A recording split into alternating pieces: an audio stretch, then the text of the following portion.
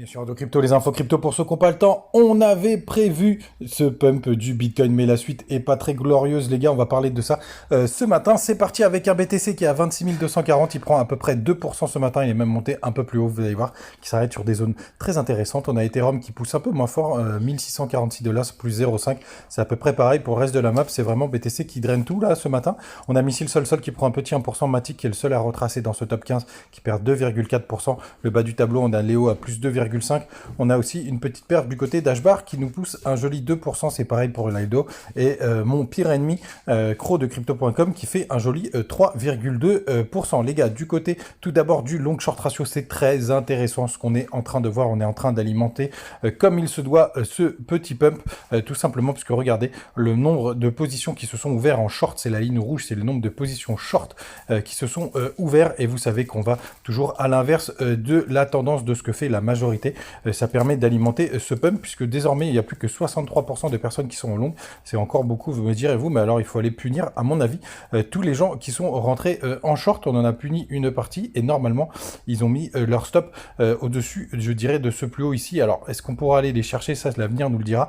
Mais pour l'instant c'est très intéressant et en plus les gars, ça fait très longtemps que ça n'a pas été le cas. Il y a beaucoup de choses qui sont alignées tout simplement parce que regardez, on achète sur le spot, le CVD spot est en train d'augmenter, ça veut dire qu'on achète beaucoup. Les fundings sont négatifs du côté de Binance, ça veut dire que vous êtes payé pour être en long. Les gars, ça fait longtemps qu'on n'a pas vu ça aussi longtemps. Il y a eu des petites incursions. On va voir si ça tient. Mais tiens, d'ailleurs, je vous dis une bêtise puisque regardez, la petite barre verte vient de sortir. Donc c'est très légèrement, mais ça veut dire qu'on est quand même au milieu tranquillou, bilou. Du côté du daily, pas grand chose qui se passe.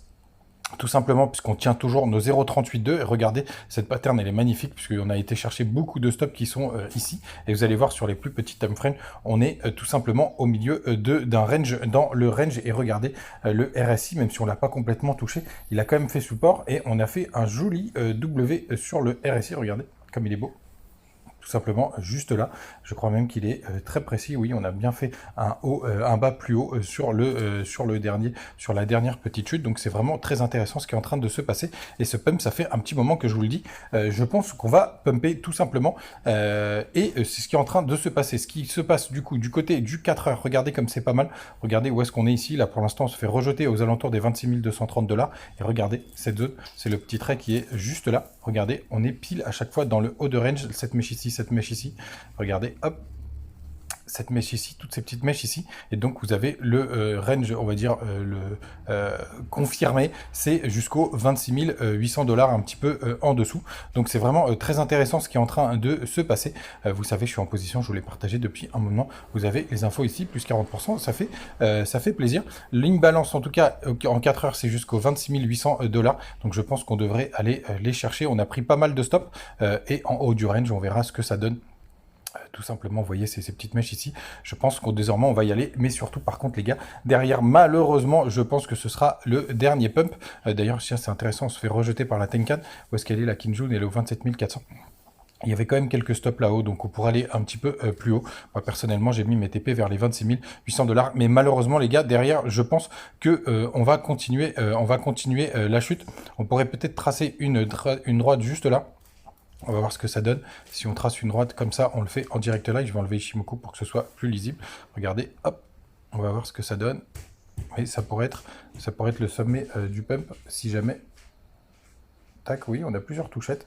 Ça peut être intéressant. Donc attention les gars, si vous mettez cette trendline, bon, un peu compliqué de vous le faire en direct live pour la mettre proprement, mais attention à cette trendline les gars, elle pourrait faire office de résistance et signer le haut du pump. Et si on regarde, hop, ça nous emmènerait à peu près jusqu'aux 26 900 $, si jamais c'est aujourd'hui. Donc très intéressant cette petite traînée, on va la laisser, on va voir si elle fonctionne bien. Aussi, pourquoi je pense que malheureusement on pourrait retracer derrière, c'est parce que le dollar, il nous fait plutôt des choses assez bullish. Regardez, c'est très intéressant ce qui est en train de se passer. On est plutôt en train de continuer le pump. Quand on prend la vision macro, regardez, on est vraiment en haut du range, donc on pourrait se faire rejeter.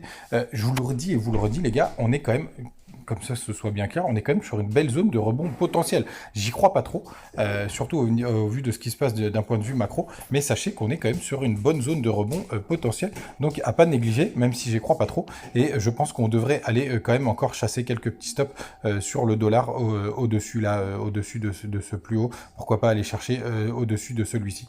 On va voir bien évidemment ce que ça va donner, mais si le dollar est fort, évidemment, c'est plus dur pour les cryptos, donc je m'attends vraiment à une dernière petite baisse, pourquoi pas sur cette fin septembre. Du coup, n'hésitez pas à nous rejoindre sur le Telegram, à me rejoindre sur Twitter, je vous partage toujours des petites infos à droite, à gauche, notamment mes prises de position dans la majorité des cas, et puis vous avez toujours les bonus de BitGet et BingX en commentaire ou sur les pages d'accueil. Passez une très bonne journée, ciao, et allez les bleus, ciao.